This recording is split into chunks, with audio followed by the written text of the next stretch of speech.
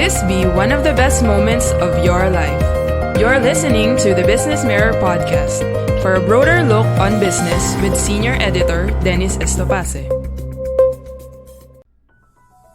Good day, I'm Dennis Estopace, and welcome to Wednesdays with John Mangun, a podcast to be anchored by John Mangun, a columnist for the Business Mirror newspaper and who operates a website titled mangunonmarkets.com.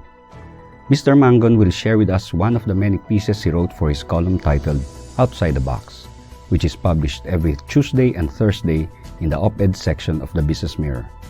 We hope you enjoy your Wednesday with John Mangun.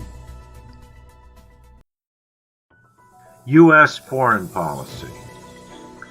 It's always best to make nice to an incoming U.S. president, regardless of who it is or what the new administration's future policies might be.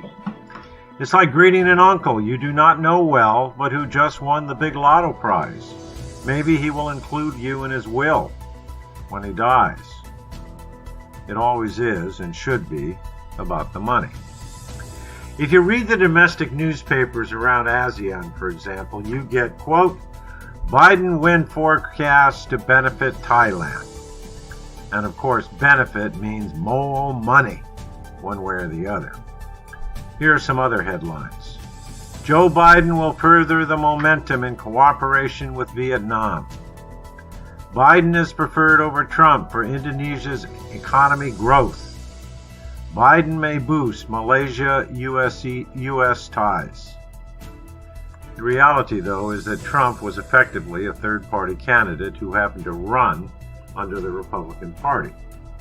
He won by beating the most traditional core of Republican Party leaders, Senators Ted Cruz and Mark Rubio, as well as Governors John Kasich, Jeb Bush, George Pataki, Scott Walker, Bobby Jindal, and Rick Perry.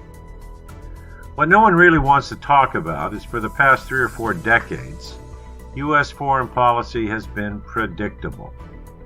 Both the Republican and Democratic parties have consistently and continuously involved the U.S. in combat operations, but for different purposes.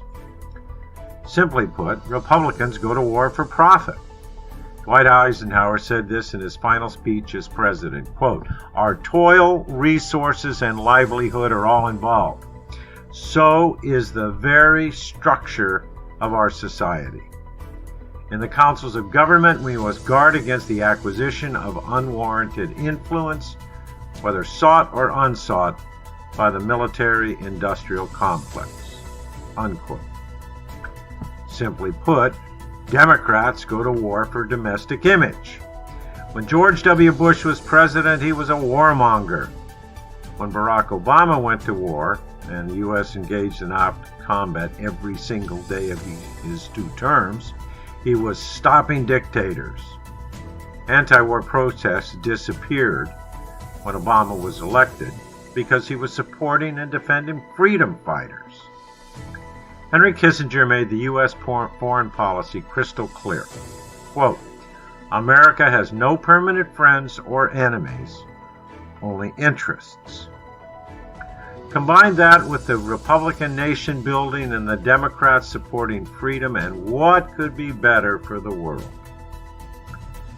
Obama was lauded for his pivot to Asia, but note that this came after the catastrophe of the Arab Spring, which ended in mid-2012.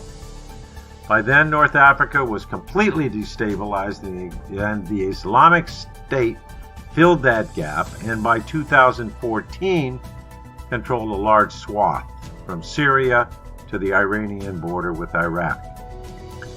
In January 2012, since all the problems in the Middle East had been solved, Obama pivots to Asia. Quote, the key areas of action are strengthening bilateral security alliances, deepening our working relationships with emerging powers, including China, and engaging with regional multilateral institutions, expanding trade and investment, forging a broad-based military presence, and advancing democracy and human rights. Unquote. That focus on Asia was an amazing success. From December 2013 to October 2015, China built artificial islands with a total area of close to 3,000 acres on 7 coral reefs. When it comes to great future trade deals with the U.S., that was just cut off at the knees with the final signing of the Regional Comprehensive Economic Partnership, or RCEP, led by China. 2021 is guaranteed to be even more interesting than 2020. Thank you for listening to the Business Mirror podcast. For a broader look on business, follow us on Facebook and Twitter at Business Mirror. Until next time.